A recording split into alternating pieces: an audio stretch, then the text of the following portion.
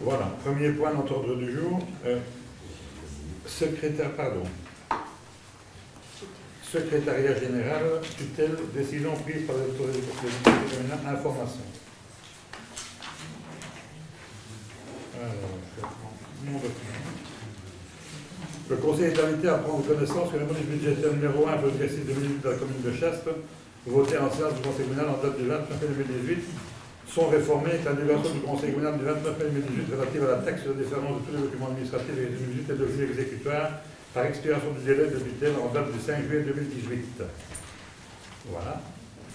C'était une information. Moi, j'avais une remarque quand même et j'attirais l'attention de tout le monde sur les remarques qui étaient jointes à ces avis et qui demandent une attention spéciale au plan de gestion, au plan d'accompagnement, notamment en ce qui concerne les dépenses de personnel et fonctionnement. Oui, mais je suppose que pour la B2, vous en tenez compte. Il y a eu une réponse de M. Corvina à ce sujet-là. Et puis on a pu libérer tout à fait tout doute subvenant. Il y avait un problème surtout le point de vue personnel. Mais comme il y a des tensions qui se profilaient à l'horizon, on n'a plus d'autres remarques, il a pu continuer. Oui, mais donc il demande de le faire pour la modif suivante. Hein. Oui, tout à fait. C'est pour ça pour le mois prochain. Il y avait aussi des inquiétudes sur la dotation au CPAS. Dans les mêmes remarques, le CRAC apparemment demande de fixer un montant pour 2018 pour éviter les fluctuations, pour éviter à terme un déficit en 2019. On a déjà des informations sur l'évolution des demandes de RIS, par exemple. Non, ce sont des mises à jour par le receveur financier du CPS de la commune sur les montants du recouvrable qui étaient anciens. C'est pour ça que ce montant a été augmenté. Il a préféré le faire maintenant plutôt que dans le budget suivant. Et la remarque, il l'a expliqué de vive voix à la tutelle. J'étais avec lui d'ailleurs. Donc il n'a pas du tout émis d'autres réserves à ça, mais qui n'a pas corrigé son courrier, bien sûr. Mais il va y avoir des revenus d'intégration. Il y en aura pour la prochaine, il y en aura pour le prochain budget. Ah, oui, il y a deux, pas maintenant, pour le budget 2019. D'accord. Il y a 2 ou 3 intégrations supplémentaires qui vont intervenir dans la dotation du CPS, à moins qu'il y ait un retour d'ici là, mais normalement ce sera comme ça. Le montant sera légèrement augmenté, on parle de 2,5%. Et à l'extraordinaire, il y avait encore une question. On me demandait de justifier ou de corriger l'écart entre recettes et dépenses pour certains projets. Je vois que vous avez pu justifier ou corriger. C'était en fait sur la réserve qu'il avait effectuée concernant 390 000 € pour des éventuelles augmentations de CPS, pour des augmentations de zones de secours, augmentation de zones de police et sur un litige pendant en justice. Donc l'augmentation du CPS, si elle devait avoir lieu en 2019, est déjà budgétée maintenant en 2018. À propos de la taxe sur les délivrances des documents administratifs, il y a une différence entre le prix coûtant et... Attends, tu es dans quoi là? Premier point. Et dans les remarques, on disait aussi qu'on ne doit pas excéder le prix coûtant pour les photocopies. C'est pas toute la description. Hein. Ah oui, d'accord, non, je pensais parce que la taxe vient plus loin, c'est aussi oui, pour ça que c'était là. Mais ici, il y a une remarque, bon, enfin voilà. On excède le prix coûtant? Je ne pense pas qu'on excède le prix coûtant, mais enfin, la remarque que c'était pas la même chose partout, et probablement qu'il a eu mais toutes ces remarques ont été étudiées par Territoire Vilain, qui a répondu aux remarques de la tutelle, qui a libéré derrière la possibilité de pouvoir lâcher la police budgétaire. Donc, maintenant, dans le détail, il faut lui demander à lui, parce que moi, j'ai le gros, mais je n'ai pas le détail pointu. C'est peut-être pour ça que la marge budgétaire, la différence de taxe qui va arriver derrière a été rectifiée, peut-être. J'ai vu dans l'état de publicité, c'est toujours par gramme. 0,10, 10, 20, 20, 40, et au-delà de 40. Donc on le verra plus tard. Pour moi qu'il l'a rectifié à cause de ce problème-là. Alors, deuxième point, secrétariat général, plan d'urgence et d'intervention, approbation, décision.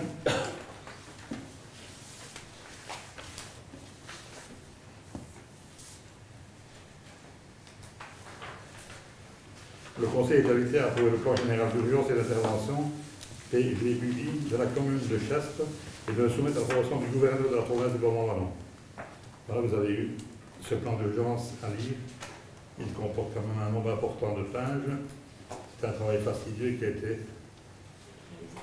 mis en place par Cécile, qui a remplacé d'abord, qui a fait fonction pendant 1 an et demi, et qui a dû s'arrêter évidemment quand elle a pris fonction. Donc au moment où elle l'a repris, les canevas avaient changé, donc elle a dû tout reprendre pas à zéro, mais page par page pour réaliser le nouveau canevas qui était prévu.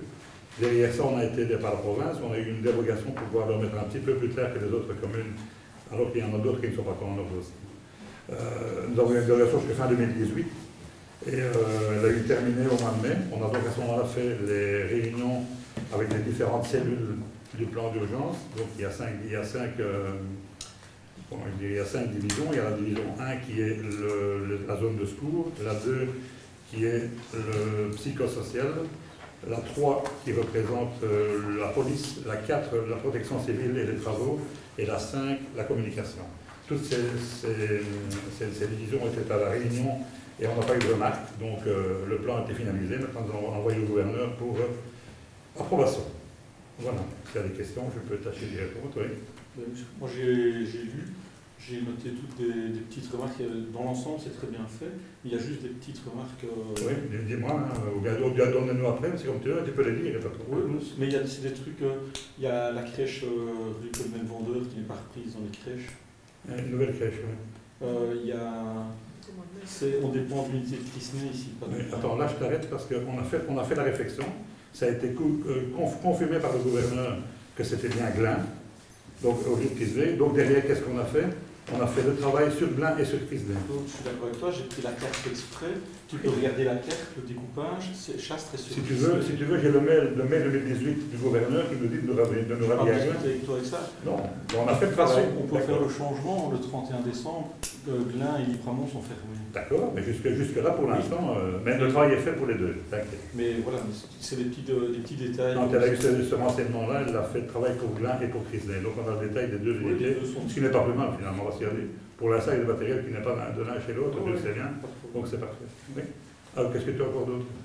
Il y a dans les salles privées, le domaine Alpoud n'est pas repris. Il n'est pas sur Chasse, il est sur Mont-Saint-Guilain. Mais il est repris, il y a un plan... Oui, parce que quelque part, on s'est rendu compte que s'il y avait un problème là, le temps avec Mont-Saint-Guilain, ça nous posait un problème. Donc on l'a repris quand même, mais il n'est pas... voilà, c'est des petits détails oui, comme ça. Il faut les dire, hein, qu'on les corrige si c'est nécessaire. Et je peux donner mes annotations à Stéphanie. Oui, mais tu peux aller voir Cécile. Moi, d'un autre côté, je n'ai pas de souci parce que je l'ai fait avec elle. Donc, on a été à 10 réunions sur 16 mois à avoir. Je ne sais pas où le gouverneur. On a fait 3 formations.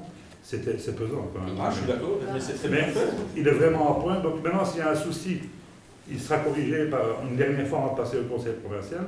Mais si tu as des remarques, dis-les, comme ça. Oui, mais c'est ça, j'ai noté toutes les pages. C'est très bien d'avoir fait le travail de lire, c'est bien. À propos de travail fastidieux, qui va s'occuper de la mise à jour? Parce qu'on se rend compte qu'il y a certains points. Le fonctionnaire Planu. C'est qui ça? Eh bien, je viens de dire, je ne pouvais déjà pas le dire en séance, mais c'est la personne qui remplaçait le... Ah oui, d'accord, oui, mais justement, on voulait savoir qui était dans la cellule. On ne peut pas le dire non plus. Ben, dans la cellule-ci, ben, c'est dans le plan d'urgence. C'est marqué dedans. Toutes les personnes qui sont dedans... Je ne vais pas les citer en séance, mais on a un agent communal pour la communication, on a le service des travaux pour le travaux et protection civile. En social, c'est le CPS. Dans les zones de secours, c'est pas nous. La police locale, elle est là pour étoffer la police fédérale qui pourrait venir en urgence. Et au départ, ben, c'est moi qui suis averti, puis je déroule. J'ai le numéro de téléphone de la province pour vous dérouler. C'est ça, il y a 5 personnes qui sont responsables des différents services que tu as cités, plus toi. C'est ça la cellule. Et forcément, la directrice générale derrière, c'est une cascade. Oui, alors, ça j'ai compris. on aura Bialert, puisqu'on va y adhérer dans le point suivant, qui va se greffer sur le plan d'urgence et qui va pouvoir avertir les citoyens dans différents quartiers, quartier par quartier, où on peut intervenir. Et nous, on avait vu aussi dans les actualisations, il y a des personnes qui apparemment ne travaillent plus. Pour le CPS, par exemple, on indique encore le nom de l'ancien receveur. Ça, c'est possible. Il y a un médecin qui n'exerce plus. Est-ce que bon, la dame qui, je ne vais pas citer les noms, mais elle s'occupait du savoir-faire, est-ce qu'elle n'est pas à la retraite maintenant? Enfin, il y a quand même assez bien dans les... Alors, dans la liste de presse, elle n'est pas du tout à jour. Il y a par exemple une personne qui est mentionnée pour Vers l'Avenir et qui est partie il y a 3 ans déjà, qui a quitté Vers l'Avenir. Donc je pense qu'il y a quand même un sérieux travail de relecture à disons qu'il y a un petit travail, pas un sérieux travail, madame, mais il y a peut-être une dizaine de corrections à faire. Sur un travail pareil, ça ne me pose aucun problème. Quand vous dites un sérieux travail, c'est sympathique pour la personne qui l'a réalisé. Y a-t-il d'autres remarques? Donc le gouverneur a validé ce plan? Non, il a envoyé un agent chez nous qui a travaillé avec d'autres agents planus pour le réaliser dans les conditions parce que en 2017, le cadre a complètement changé. Au départ, la personne qui s'en est occupée, notre agent planu, s'est basée sur une commune existante où le plan avait déjà été validé. Une commune limitrophe à la nôtre et dans la zone de police. Elle a travaillé sur ça et quand elle a repris son travail après l'intérim qu'elle a effectué, le cadre était complètement changé, puis elle a dû recommencer. Donc c'était pas trop grave, mais il fallait tout réencoder. Ben oui, c'était épouvantable, on est bien d'accord. Mais donc avant de le soumettre, il y aura des petites... non, il a déjà été validé par les 5 cellules qui sont passées ici, dont le gouverneur, dont la... donc il a validé le gouverneur. Non, il n'a pas validé en séance. Donc maintenant il doit le prendre et puis le passer au conseil pour la séance. Et puis derrière, ça roulera, quoi. Okay. Mais ce qu'il faut faire, c'est que si on a... Parce qu'eux ne savent pas évidemment qui est l'ancien directeur général, etc., ou bien financier. Donc si vous avez une remarque à ce niveau-là, dites-la, quoi. Il n'y a pas de problème. Hein. Ben, c'est mieux de faire ces modifs avant de l'envoyer. C'est ce que je dis. S'il y a quelque part une défaillance dans une autre page, il faut le signaler, c'est très possible. Hein. Dans mes remarques, on met un plan, c'est juste l'aile ici, la nouvelle salle du conseil, le centre de crise. Il faut se dire qu'on est dans une période de crise, les gens sont stressés. Moi, il faudrait mettre un plan d'ensemble que les gens sachent se repérer facilement pour l'ONE qui est le centre secondaire. La même chose, vous avez mis juste le plan de l'aile avec marqué centre de crise secondaire, un plan d'ensemble. C'est parce que quand on arrive en période de crise, les gens coulent dans tous les sens, on est dans le stress. Tu as raison, elle a fait ce qu'on lui demandait, quoi. Elle pourrait aller plus loin, c'est vrai. Mais tu vois, moi ce que j'ai relevé, c'est tous des petits détails. Elle m'a relevé ici que la moitié, comme tu dis, du plan, parce que c'est des endroits où vont se trouver les cellules de sécurité. Et bon, mais c'est vrai, moi j'ai pas de problème à ce moment-là. Il faut se dire que nous on a facile, on connaît. Il faut se mettre à la place des gens. Mais tu peux lui dire, il n'y a pas de problème. J'ai pas de problème. Je n'ai aucun souci à cela. On a une question sur le risque d'accident nucléaire. On ne mentionne que l'IRE à Fleurus et on ne mentionne pas Tihange, par exemple. Non, parce qu'on doit donner dans un laps de kilomètres ce qui peut arriver, ce qui est proche de chez nous. Notamment, il y a encore une usine Céveso, il est installé aussi à Tilly. Alors, les exercices de stimulation qui sont prévus, est-ce qu'il y a déjà une préparation en cours? Quand il sera accepté. On aura alors un planning qu'on devra suivre. C'est normalement 1 par an. Mais la Saville vient de faire le premier à l'été ici, au printemps, pardon. Et la Une, par exemple, est déjà son 3e, Waterloo au 5e, parce qu'ils avaient depuis longtemps au plan d'urgence attribué et accepté. Et donc nous, ce sera en février chaque fois. C'est ce qui était prévu en tout cas, oui. Et alors, c'est annoncé ou bien c'est un coup? Ben, généralement, on annonce pas. Je vais dire par exemple, moi je l'avais entendu la dernière fois pour Saville, à la radio le matin, c'était lundi, que les gens ne s'inquiètent pas qu'il y a un exercice d'urgence prévu sur la commune, parce que forcément, tout déclenche et on est en situation de gestion de zone et de risque à ce moment-là. Oui. Donc, mais bon, si on n'était pas la population, qu'est-ce qui se passe? Pour éviter la panique, quoi. Effectivement. Il y a 3 types d'exercices. Il y a 3 types d'exercices prévus. Il y a un exercice qui est prévu juste sur papier. Il y a un exercice sur carte avec des écrans, vidéo, tout ça. Et alors, il y a un exercice en grande réelle.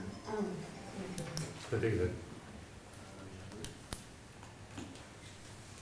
C'est le genre de dossier où, effectivement, quand on a des conseillers qui ont une compétence, comme ça, c'est chouette de pouvoir les intégrer. En tout cas, nous, on fait confiance, en tout cas, aux remarques que Fred va remettre. On le votera sur base des remarques. Et je pense que le travail est bien, hein, parce que Fred, franchement, 120 pages, et ça fait très long quand même. 160. Ça fait longtemps qu'on l'attend, et donc on va le voter parce qu'il faut qu'on avance, mais je pense que c'est bien d'intégrer la remarque. C'est exact, mais je pense qu'on a déjà travaillé de cette façon-là avec Fred par le passé. On a eu des incidents il y a 2 ans. J'étais voir, je suis chez toi pour voir qui je devais appeler, etc. Et on avait un plan d'urgence qui était bien sûr pas approuvé, mais on avait une préparation, on avait un plan d'urgence secondaire avec lequel on a travaillé depuis 2002 ou 2003.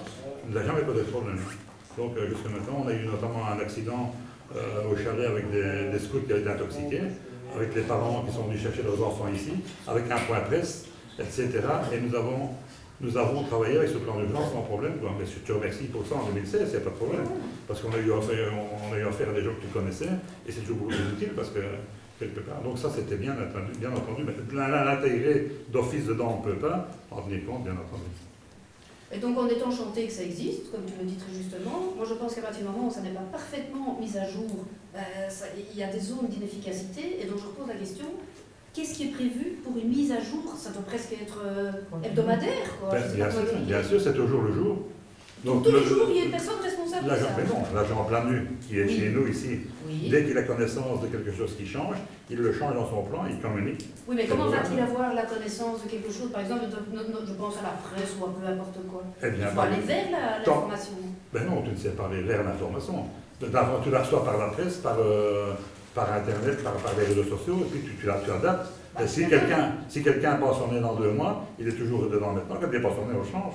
Ben, je suis d'accord, mais enfin, ici, il y en a qui sont pensionnés depuis 3 ans, ça n'a pas été... C'est parce que... Oui, attends, il y en a une. Bon, non, il y en a plusieurs. Donc, bon. Moi, le travail est bien fait, mais je pense que s'il n'est pas actualisé... De toute façon, quand la cellule sociale est avertie, si la personne est pensionnée depuis 3 ans, le responsable possédé fait le nécessaire. Bon, je veux bien qu'on cherche la petite bête, mais il n'y a pas de problème. Il n'y a pas de problème pour moi, en tout cas. Je suis content que ce travail passe depuis le temps qu'on travaille dessus. Et voilà. Oui, ça c'est bien ce qu'on disait, on est content aussi. Mais c'est vrai que bon, la remarque n'est pas sans intérêt. Pour réagir à la remarque, est-ce qu'on ne pourrait pas mettre en interne un protocole? Je prends notamment le matériel du service technique. Quand quelque chose tombe en panne, il y a du matériel qui peut être utilisé en cas de problème. Chez vous? Non, ici, oui, le matériel est répertorié. Quand il est en panne chez nous, on peut l'utiliser chez vous, ça veut dire? Oui, non, mais ce qui serait peut-être bien, c'est de mettre un protocole en place à l'intérieur de la commune, en disant, voilà, quand une machine tombe en panne ou un véhicule est déclassé, que l'agent planus soit au courant. C'est exact, ça pourrait se faire. Ça lui faciliterait le travail et le plan resterait facilement à jour. Et qu'on prévienne au fur et à mesure quand il y a un changement qu'on connaît nous-mêmes, le conseiller, je suis tout à fait d'accord avec toi. C'est un peu ce qu'on vient de proposer. C'est une habitude à prendre en fait. Ça devient effectivement automatique. Quand moi je fais quelque chose, je le dis d'office et elle change. Mais bon, si tout le monde fait ça, elle ne va pas pousser. Donc elle va certainement réaliser ça sans problème. Mais on pourrait mettre quelque chose d'officiel en place. Pas d'officieux. Voilà, y a-t-il d'autres questions auxquelles je peux répondre? Je vous remercie. Vincent Demanet. Oui. Fabienne Jourdain. Oui. Thierry Champagne. Oui. Pascal Dispar. Oui. Michel Cordy. Oui. Michel Pierre. Oui. Jean-Marie Thierry. Oui. Jacqueline Paulin. Oui. Muriel Masson. Oui. Philippe Barbeau. Oui. Frédéric Cardon. Oui. Jean Trouscure. Oui. Geoffrey Roven. Oui. Benoît Belen. Oui. André Debauche. Abstention. Catherine Brusselmans. Abstention. Et Claude Jossard. Oui, je vous remercie.